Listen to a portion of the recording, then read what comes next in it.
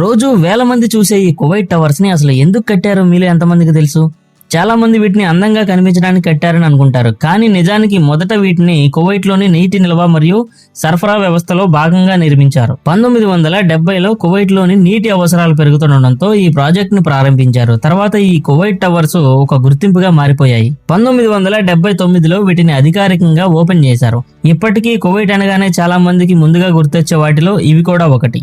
మరొక ఇంట్రెస్టింగ్ విషయం ఏంటంటే ఇక్కడ మొత్తం 3 టవర్స్ ఉన్నాయి.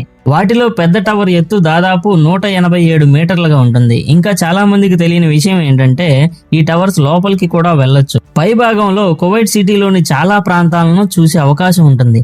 ఇంత ఎత్తులో ఉండడంతో అక్కడ నుంచి కనిపించే వ్యూ చాలా మందికి నచ్చుతుంది. ఇంకో విషయం ఏంటంటే 1990లో జరిగిన గల్ఫ్ వార్ సమయంలో ఈ టవర్స్ కూడా దెబ్బతిన్నాయి.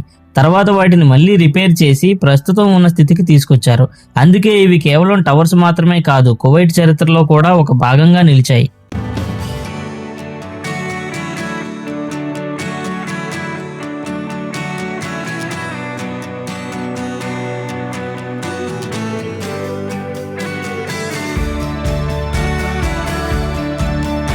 నిజం చెప్పాలంటే రాత్రి టైంలో ఈ ఏరియా వేరే లెవెల్లో ఉంటుంది. రోడ్స్ మీద లైట్స్, చుట్టూ ఉన్న బిల్డింగ్స్, మొత్తం వాతావరణం చాలా బాగుంటుంది.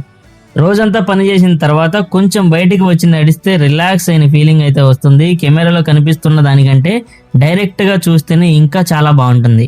మీరు కువైట్ లో ఉంటే ఈ టవర్స్ ని చూడడానికి ఎన్నిసార్లు వచ్చారో కింద కామెంట్లో అయితే చెప్పండి. ఇలాగే కువైట్ మరియు ఇండియా అప్డేట్స్ కోసం మన రాజ్ రెబల్ క్రియేషన్స్ ఛానల్ ని సబ్స్క్రైబ్ చేసుకోండి. Thanks for watching. మరో వీడియోలో మళ్ళీ కలుద్దాం.